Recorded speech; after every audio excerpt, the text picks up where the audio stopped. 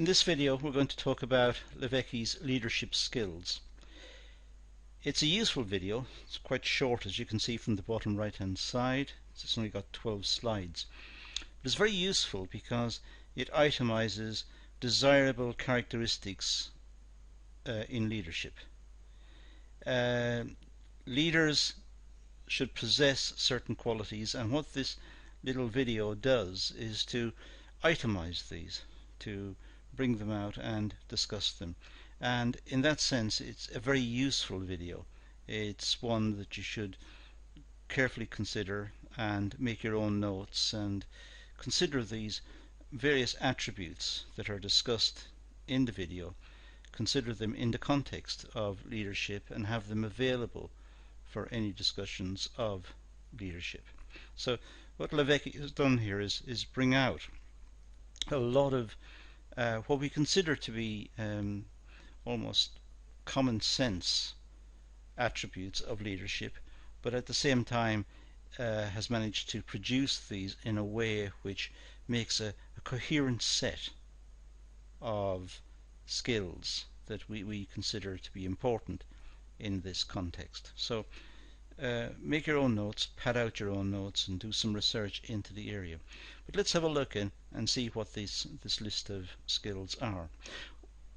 Well, as you can see from the slide in front of you, it's quite detailed. There are many different skills listed on the left hand side, and the meanings are discussed on the right hand side. And simply what I'm going to do here is to go through this list in the remaining slides and discuss each of these points. We start with tenacity. Now, tenacity simply means having continual effort applied to achieve a particular outcome. Tenacity means determined to get the outcome, determined to fix the problem or to solve the problem or whatever is confronting the person. They have a tenacious attitude. They are willing to try hard to achieve. They don't give up.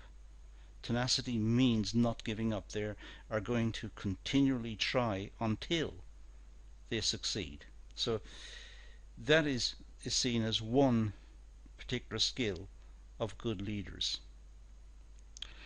Next, stamina. According to this typology, stamina is important.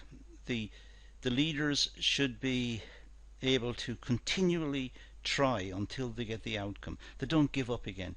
They're tenacious, as we've just seen, but they also have the stamina, the ability to keep going.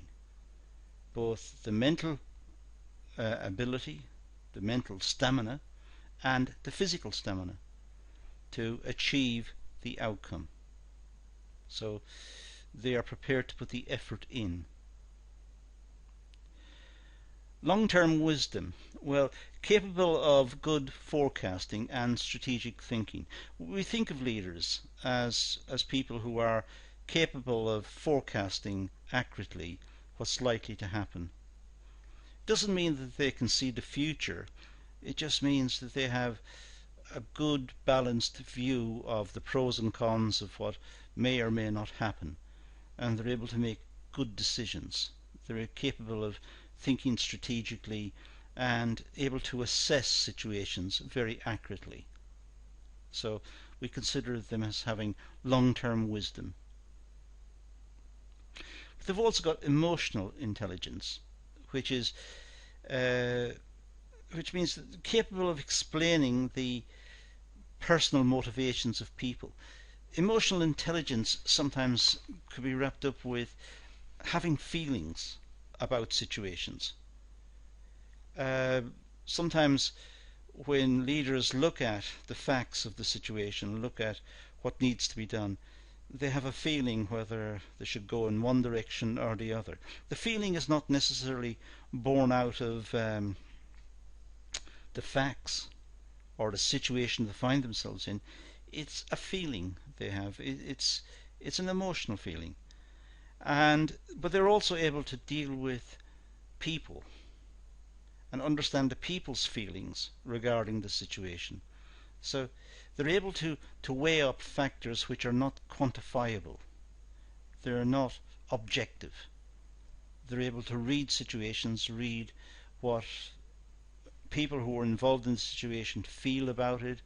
They're able to feel about the pros and cons of the situation and what's likely to be the outcome. So they have emotional intelligence. That's the term that's used.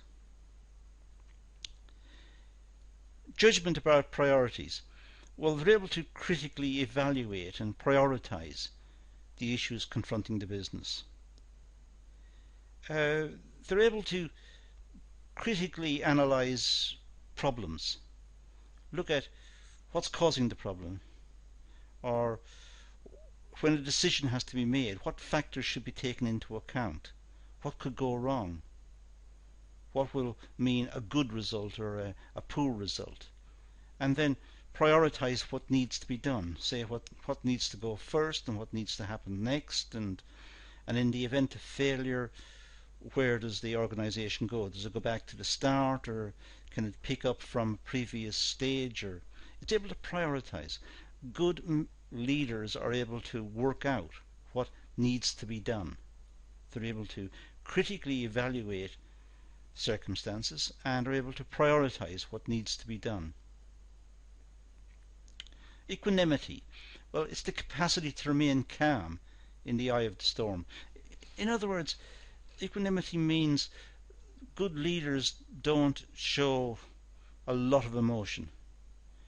They're able to coolly and calmly decide what needs to be done and then carry it forward with determination, I should say. They're able to carry it forward and able to lead people. And people get inspired by the fact that they're calm and cool and collected. So equanimity means projecting an air of confidence, of being in control. They're calm. They don't panic. They don't show emotions or confusion. They're in charge of the situation. Character. Well, having values and beliefs that lead to good decisions. They're able to make the right decision. They don't set out to hurt people or to unnecessarily damage organizations or damage people working for them, or they're making decisions that incorporate not just the feelings of those people involved, but their physical well-being as well, and trying to get solutions which will promote the interests of all in terms of working conditions, salaries, remuneration, the quality of the working environment. They're able to make good decisions that can lead people. They're seen as leaders because they can be trusted to make decisions which are fair to all the people involved, fair to the people working in the company, fair to the customers, even fair to the competitors. They're doing the right thing. They have the capacity to inspire fellowship. They have charisma and leadership qualities that inspires others to follow. Having charisma is very difficult to define.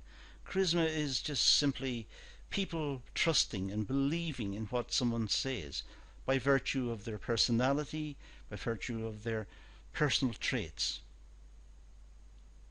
And the leaders are able to stand out from the rest because they have the confidence to project what is the right thing to do. They're able to convince others. They're able to present cogent arguments and cogent points, which brings the rest along. They listen to the points, they understand them, they trust, and they follow. And that's the idea of a good leader. It's someone who's able to inspire fellowship, inspire the workers to take certain courses of action. And there should be care for fellow human beings.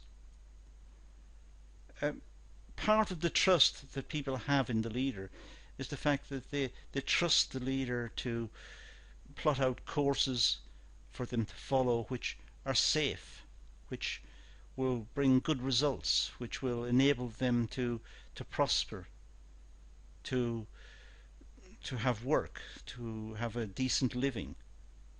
They trust the leader because the leader has inspired them.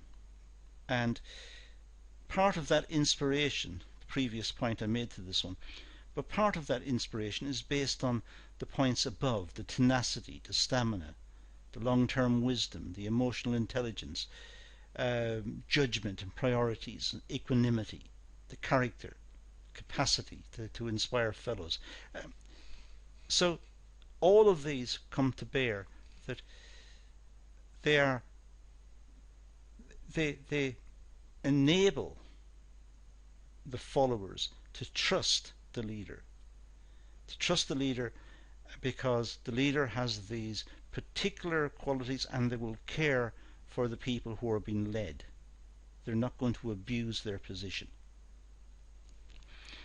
So it's a good list of points, and Levicki brings out quite a lot of interesting points in these, and they're ones which many people can relate to. They can imagine these in the context of a leader, and it's probably a good exercise for you to think about a leader, perhaps a political leader or a company leader, or even a leader who's very popular in sport, in some sporting arena, and look at that person in the context of these points to see if they have tenacity and stamina, if they have got wisdom, and so on, and try to make a list, and you will find that many of these points, ideally all of them, should apply in the context of that person. So we can see that many real life leaders possess these qualities. But that's all I'm going to deal with. I said it was a short video, and it is just 12 slides. So let's leave it at that and say thank you for watching.